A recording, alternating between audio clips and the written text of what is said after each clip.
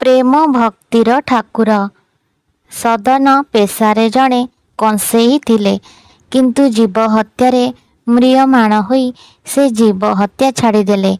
जीविका अर्जन निमंते अन्य उपाय नथिबारु बाध्य होई मांस खरीद करी आनी ग्राहक मानंकु बिक्री करुथिले। बाल्यकालरू से भगवत विश्वासी थिले। हरि कथा श्रवण भजन रे से एते तन्मय होई उठुथिले जे निजर स्थिति भूली जाउथिले। सदा सर्वदा से हरि चिंतन रे समय अतिबाहित करुथिले। मांस बिक्री रे बटकरा स्वरूप से किछि शिलाखंड व्यवहार करुथिले। ସେହି ଶିଳାଖଣ୍ଡ ମଧ୍ୟରୁ ଗୋଟିଏ ଥିଲା ଶାଳଗ୍ରାମ ଶିଳା। ଏ ବିଷୟରେ ସଦନ ସମ୍ପୂର୍ଣ୍ଣ ଅଜ୍ଞ ଥିଲେ। ଏହାକୁ ବଟକରା ଭାବି ସେ ମାଂସ ବିକ୍ରିରେ ବ୍ୟବହାର କରୁଥିଲେ। ଦିନେ ଜଣେ ସନ୍ଥ ସେହି ମାଂସ ଦୋକାନ ସାମ୍ନା ଦେଇ ଯାଉଥିଲେ। ସଂଯୋଗବଶତଃ ସାଧୁଙ୍କର ଦୃଷ୍ଟି ପଡ଼ିଲା ସେହି ଶାଳଗ୍ରାମ ଶିଳା ଉପରେ। ଏହା ଜଣେ ମାଂସ କଟାଳିର ଓଜନ ସାମଗ୍ରୀ ଭାବରେ ବ୍ୟବହୃତ ହେଉଥିବା ଦେଖି ସେ ଭୟଙ୍କର ରାଗିଗଲେ। ଏହାକୁ ଚାଣ୍ଡାଳର କାର୍ଯ୍ୟ ବୋଲି ସେ ନିଜ ବୁଦ୍ଧିରେ ଭାବିନେଲେ। ସନ୍ଥ ମାଂସ ବିକ୍ରେତାଙ୍କ ନିକଟକୁ ଯାଇ କୌଶଳ କରି ସେହି ଶାଳଗ୍ରାମ ଶିଳାଟି ମାଗି ଆଣିଲେ।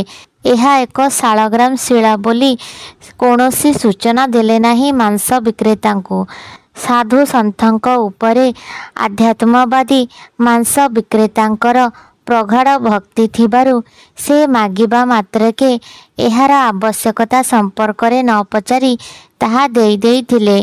ସନ୍ଥ ଶାଳଗ୍ରାମ ଶିଳା ଆଣି ଏହାକୁ ବିଧି ମୁତାବକ ପୂଜାପାଠ କରି ନିଜର ପୂଜା ଘରେ ରଖି ପୂଜା କଲେ।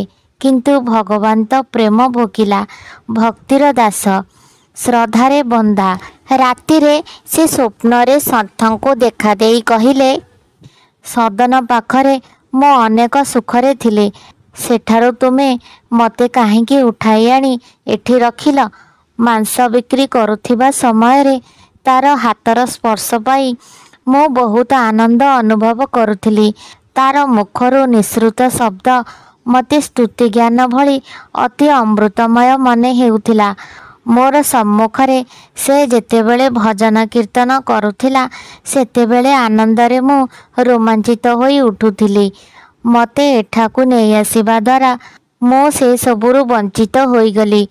ବହୁତ ଭଲ ହୁଅନ୍ତା ଯଦି ତୁମେ ପୁନର୍ବାର ସେହି ସଦନ ପାଖରେ ପହଞ୍ଚାଇ ଦେଇପାରନ୍ତ। ସାଧୁ ମହାରାଜଙ୍କ ନିଦ ଭାଙ୍ଗିଲା। ସ୍ୱପ୍ନ କଥା ଭାବି ସେ ବହୁତ ଭୁଲ କରିଥିବା ଯୋଗୁଁ ଦୁଃଖ ପ୍ରକାଶ କଲେ। ଶାଳଗ୍ରାମକୁ ପ୍ରଣାମ କରି ରାତି ପାହିବାକୁ ଅପେକ୍ଷା କରି ରହିଲେ। ରାତି ପାହିଲା ମାତ୍ରେ ସାଧୁ ସେହି ଶାଳଗ୍ରାମ ଶିଳାକୁ ଧରି ମାଂସ ବିକ୍ରେତା ନିକଟକୁ ଗଲେ। ତାଙ୍କ ହାତରେ ଧରାଇ ଦେଇ କହିଲେ, ଏହା ମାମୁଲି ବଟକରା କିମ୍ବା ଛୋଟମୋଟ ଶିଳା ନୁହେଁ, ଏ ତ ସାକ୍ଷାତ ଶାଳଗ୍ରାମ ଭଗବାନ। ଏହା ଶୁଣି ସଦନ ମନେ ମନେ ଭାବିଲେ, ମୁଁ କେଡ଼େ ବଡ଼ ପାପୀ, ଯିଏ ଏ ପର୍ଯ୍ୟନ୍ତ ଭଗବାନଙ୍କୁ ସାମାନ୍ୟ ଶିଳାଖଣ୍ଡ ଭାବି ବଟକରା ରୂପେ ମାଂସ ତରାଜୁରେ ରଖି ଆସିଛି। ମୁଁ ତ ତାଙ୍କୁ ଅପବିତ୍ର ସ୍ଥଳରେ ରଖି ଘୋର ପାପ କରିଛି। ଅଜାଣତରେ କରିଥିବା ଭୁଲ ନିମନ୍ତେ ସେ ଅନୁତାପ କଲେ।